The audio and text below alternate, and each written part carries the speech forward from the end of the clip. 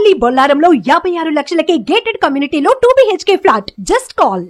ఏదైనా చెప్పాలంటే చిన్న ఏజ్ లో చనిపోయారు ఆయన. 63 ఒక డ్రామా 63 years రిహార్సల్ జరుగుతుంటే కన్యాశుల్కం ప్రెస్ మీట్ కి వెళ్ళొచ్చారు. షూట్ లోనే హార్ట్ అటాక్ కింద పడిపోయారు. అవన్నీ ఫాల్స్ న్యూస్ అండి. ప్రెస్ మీట్ కి వెళ్ళొచ్చారు. ఒక 3 రోజుల్లో ప్లే అనగా 6 hours play Kanyasulkam complete. Press meet కి వెళ్ళారు, వచ్చారు. కింద శాస్త్రి గారు ఉండేవారు. శాస్త్రి గారు ఉన్నారా? లేదు, ఆయన అప్పటికి హైదరాబాద్ వెళ్ళిపోయారు.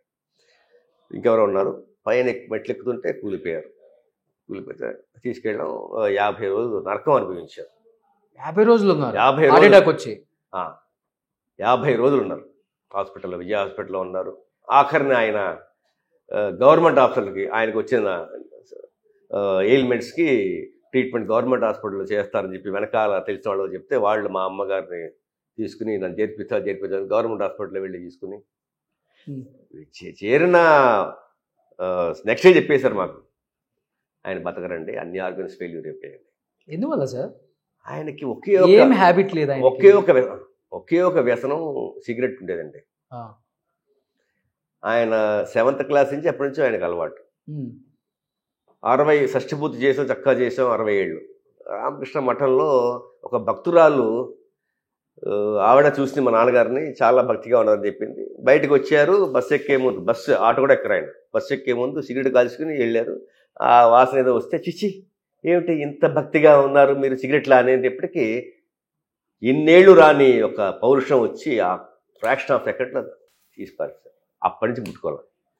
సో మా నాన్నగారికి ఆ టెన్షన్ లోపల డెవలప్ అయ్యింది.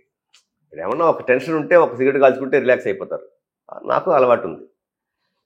ఆ సిగరెట్ ఎప్పుడు సాక్రిఫైస్ చేశారో అప్పటి నుంచి ఆ 3 ఏళ్లలో ఆయన టోటల్ ఆర్గన్స్ అన్నీ పాడైపోయాయి. అదొక్కటే కారణం. ఇప్పటికీ మా అమ్మ అంటుంది, నాయన నువ్వు మీ నాన్నగా సిగరెట్లు మానక నాయన, తగ్గించరా నాన్న, తగ్గించరా నాన్న, తగ్గించు కానీ మానకంటుంది. ఎందుకంటే తెలుసు, మన అమ్మకి తెలుసు ఆ సిగరెట్ మానడం అనేది మా నాన్నగారికి ప్రాణం మీదకి వచ్చింది. ఏదో ఒక రిలాక్సేషన్ ఉండాలండి. బుక్ రీడింగ్ అనేది ఒక రిలాక్సేషన్, కొంతమంది టెన్షన్లో ఉన్నప్పుడు, లేకపోతే ఏదో ఒక స్పోర్ట్స్ ఆడడం ఒక రిలాక్సేషన్. అలాగే మా నాన్నగారికి గుడికి వాటికి వెళ్తారు. ఆ సిగరెట్ అనేది ఆయనకి చాలా అలవాటు, ఎక్కువని కాదు చాలా అలవాటు ఉంది.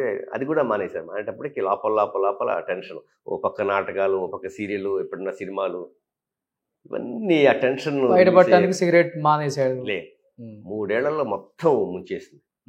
మధ్యలో టైఫాయిడ్ కూడా వచ్చింది నాన్నగారికి. ఆ టైంలో ఫ్యామిలీ డాక్టర్ మాట విని సరిగ్గా చూసుకోక మజ్జిగలు తాగేసి మా అమ్మగారిని అటు మెంగళూరు, అటు కర్ణాటక యాత్రగా తీసుకెళ్ళి ఆరోగ్యం.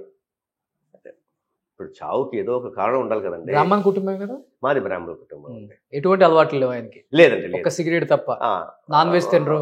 నాన్ వెజ్ అసలు కేకులు కానీ బిస్కెట్లు కానీ ఇవన్నీ అసలు దాంట్లో ఎగ్గు ఉంటాయని చెప్పేసి తినరు. అంత ఇదానికి. ఒకప్పుడు జున్ను మా నాన్నగారికి చాలా ఇష్టం. అప్పుడు మా నాన్నగారికి ఏదో జ్వరం వస్తే ఉత్తినే మా మామగారు, నాన్న అది తినకూడదా, దాంట్లో కోడిగుడ్డు ఉంటుందంటే ఆ జున్ను కూడా మానేశారు.